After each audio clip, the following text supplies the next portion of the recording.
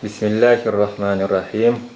Yaratgan Allah Taalaga çek alkış maktolar bolsun. Peygamberimiz Muhammed sallallahu aleyhi ve sellem'ga, anı ügülösüne, sahabalarına, jana kıyamet günge çeyin anın jolun joldagan ümmetke salam aytabız. Alар üçün dua kılabız.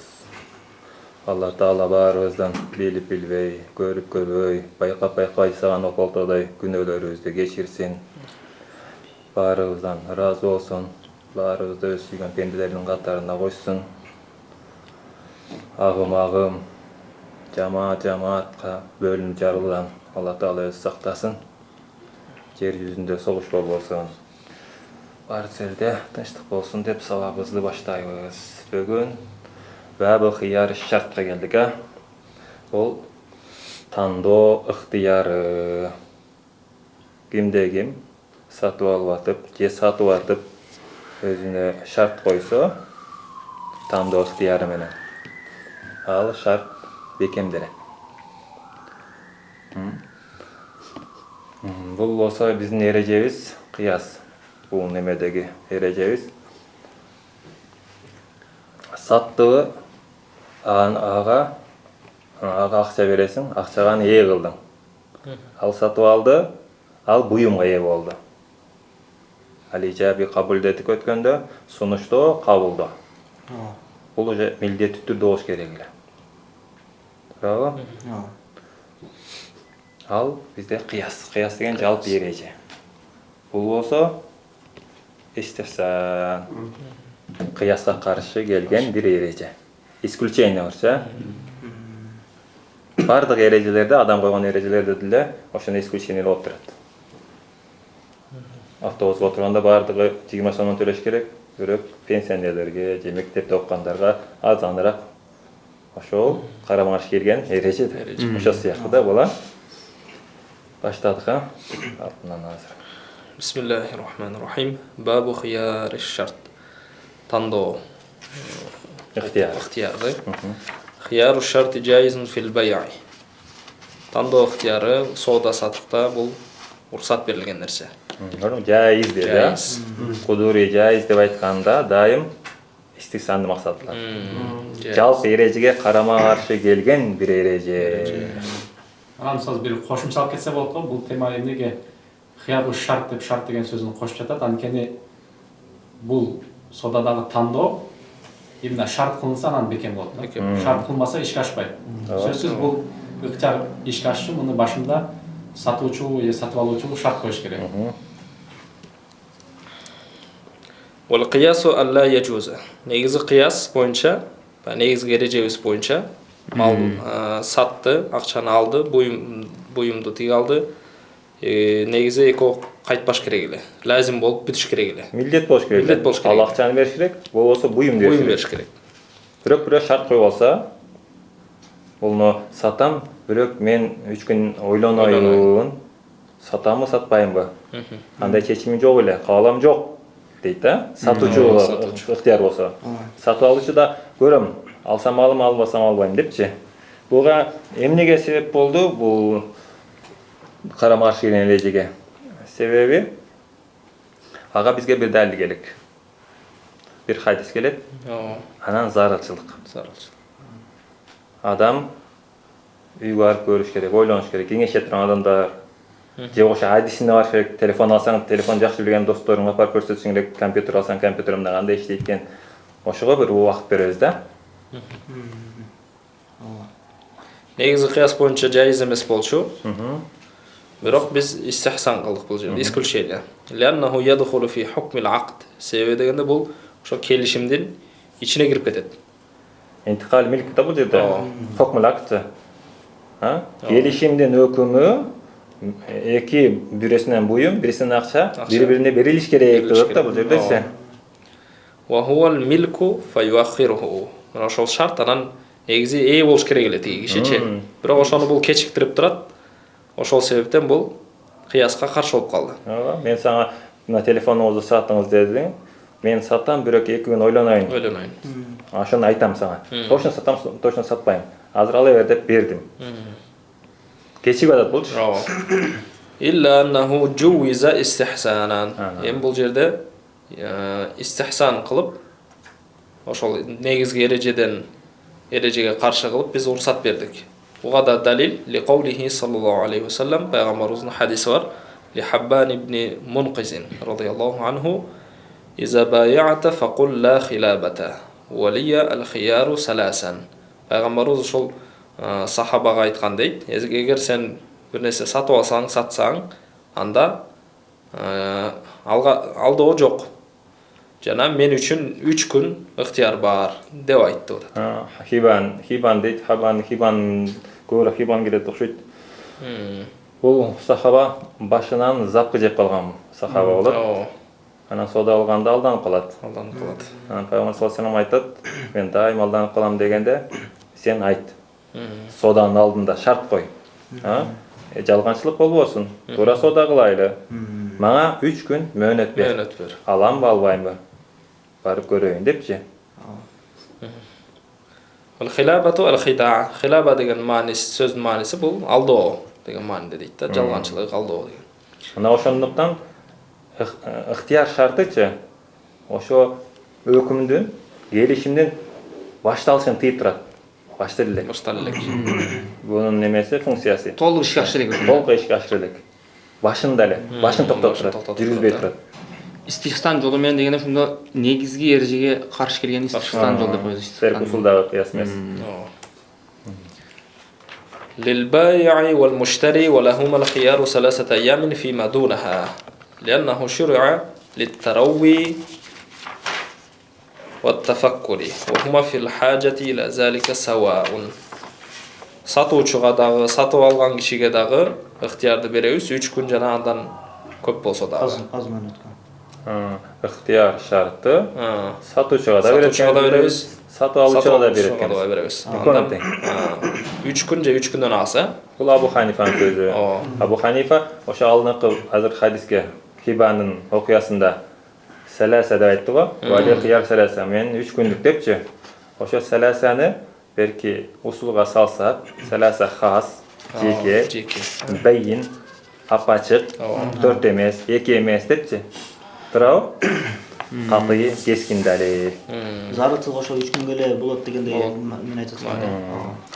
Себеби дегенде бул жерде ойлонуш, пикир алышуу бар дейт. Ойлонуп көрүш керек. Ошол ойлонууга бул эки тараптын эле муктаж. Сатуучу дагы, сатып алган киши дагы муктаж дейт. Карама каршылыккачы бизде эки нерсе келди да. Бириси дарура, бириси хадис. Ошентип келе берсе болсо, болот 3-өө 4-өө дегендейчи. Ал сөз бар го, жана шурия деген сөз бар го. Шариаттагы же уруксат берилди дейсиң. Уруксат берилди да. Уруксат берилди ойлонуш үчүн, Жана муктаждык да бул жерде. Экөөнүн тең муктаждыгы бирдей деп атат да. Ошондой болсо адамдардын жашоосу да жеңилдейт да. Бардыгы. Ойлонуп көрөт. Бул жерде биринчиден текшертет бирөөгө, жагабы жакпайбы, өзү ойлонот. Үчүнчүсүнөн адам ошо акчаны кетирди. Сен $5000 машина алдыңбы? Ошо алып байкың бирөөлөрү карыз болуп акча муктаж болуп калат. Же сен башка иштетишиң керек ошочу. Алып алгандан кийин. Турабы? Кайра албай турайынчы десең, сонда шарт коюп алсаң чөчкөн. Аяк зарылып да. Ошондой нерселер чечет да. Сен алгансың болду деп койсо, ал эшик жабылып калат. Кыйынчылыкка душар болот да. Көп жеңилдик экен да бул. Аябай жеңилдик да. ولا يجوز أكثر من 3 أيام عند أبي حنيفة رضي الله عنه. Ошол мөөнөттү 3 күндөн өйдө, 3 күндөн 4 күн кылып, 3 күндөн өткөзсө, Абу Ханифанын астында бул болбойт дейт көз карашында. لأنه ثبت على خلاف القياس بالنص. Настагы ошол 3 күн деп келип атпайбы дейт да жанагы хадисте, Валиял хияру саласан дегенге каршы келип калат. 3 күн дегенге каршы келип калат. Ошого токтойбуз деп атат да. Ляннаху да ху аяк кетти. Ататош кайтты. Ляннаху анкени хияру шар табата бекен болду, дурус болду, ала хилафил кияс. Негизи кияска. Кияс айтты. Нас менен да. Нас менен каршы болду. Нас болсо 3 деп атат. 3 да текшетип жатат. Андан да ашып кеткен жок да. Хос да бул. Абу Ханифа айтат, буну биз истихсан кылдык, жалпы эрежеден карама каршы чыгардык. Карама каршы чыккандан кийин 3 күн келдиби? ошонун өлчөмүнчө эле болуш керек. Болуш Ана керек. өлчөмүнөн ашып кетпеш керек. Ооба. Бая адам өлөйүн деп талаада калып калса, чочконун этин, өлүктүн этин же дейбиз го. Ошодо да дарура өлчөмү эле бар. Ошо айылыңа жеткичек эле жеш керек. Анын чочконун баарын жеп отуруп алышың керек деген да. Туурабы? Ооба. Өлчөмүнчөлүк болот да бул. Андан ашыкча болгон болбойт. Ооба. Гойро багин вала адин деп келет да ошончо. Ошон үчүн ошого дарура баарын биз өлчөшүбүз керек. Дарураны кенен эле берип салбаш керек. Дарура экен, ала бергиле депчи, бардык нерсеничи. Жок, анын өлчөмү бар. Ченем бар. Ооба. Фаябкал бақи алал асл, калганы ошол асылга калат дейт. Асыл ошол 3 күн болуп аткан негизинде. Кыяс боюнча эмне калат калгандар? дейт. Бу Абу Ханифанын көз карашында демек 3 күндөн көп болбойт экен да. Ва кала эки имам айтат, яжузу. Урсат берилет 3 күндөн көп болсо деле. Яжуз аксару мин залик. Ошол 3 күндөн көп болсо болот. Иза самма муддатан ма'луматан. Эгер бир убакты чектеп коюшса, 4 күн мен ойлонуп көрөйүн же 5 күн же 1 жума деп 10 күн, 1 ай десе болот да, булар белгилүү айтып коюш керек дейт. Я'тибарун бил ажал.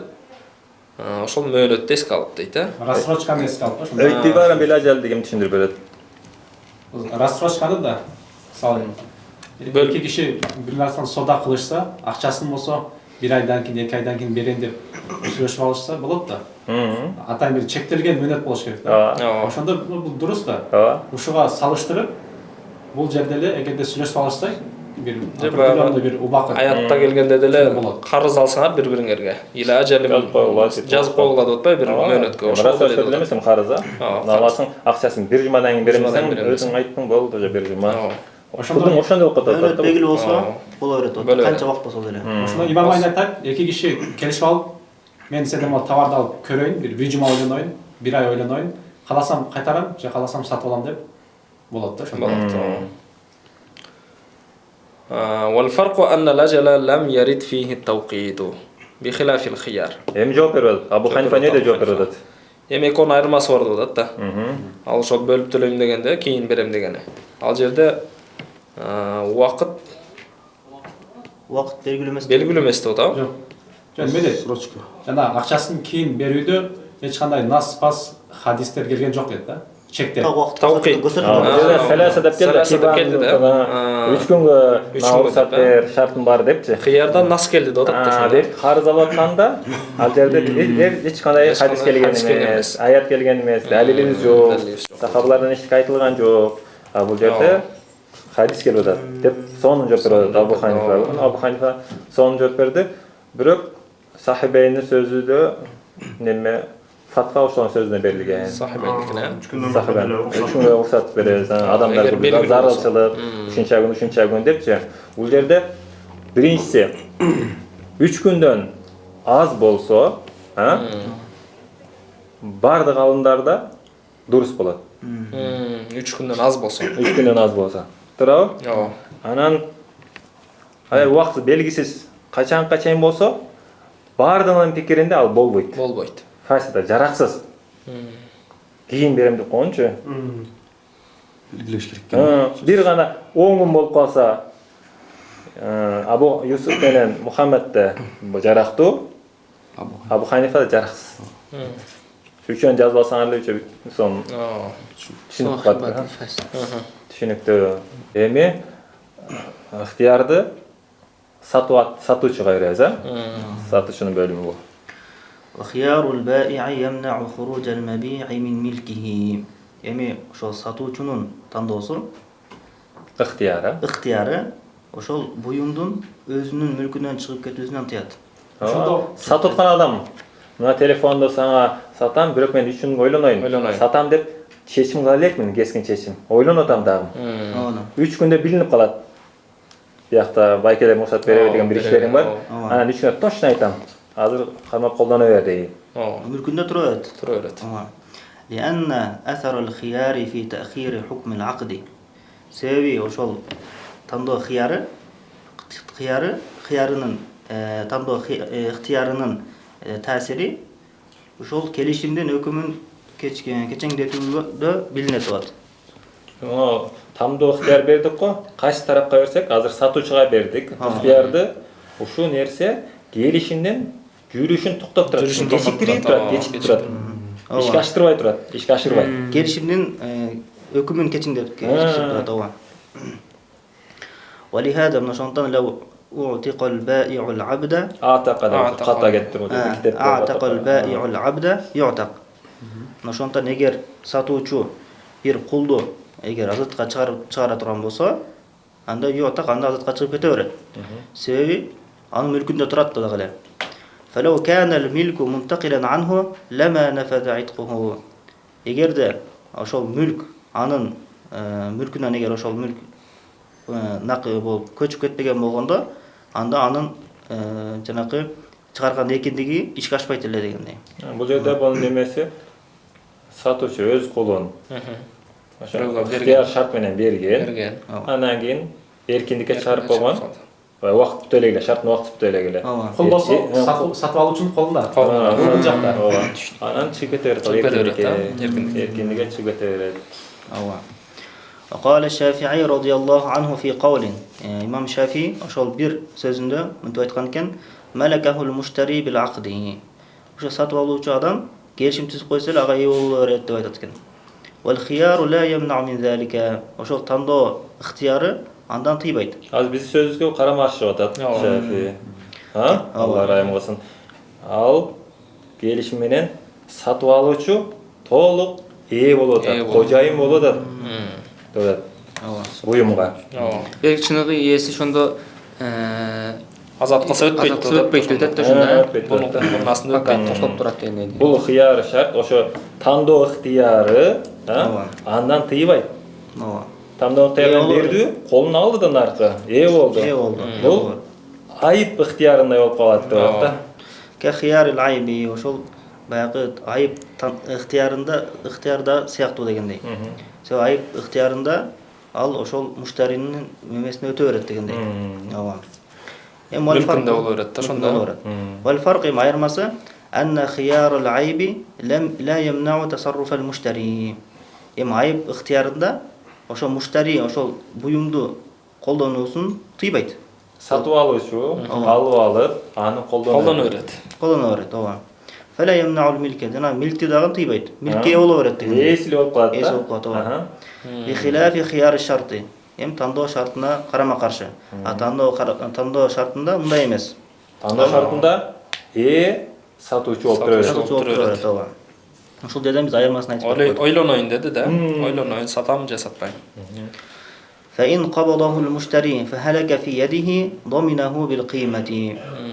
Эгер ошол муштари ошол буюмду колуна алган болсо, анын колунда жоголуп кетсе, анда анын кыймасын төлөп берет дейт. لأن الملك لما لم ينتقل إليه صار كالمقبوض على سوم الشراء.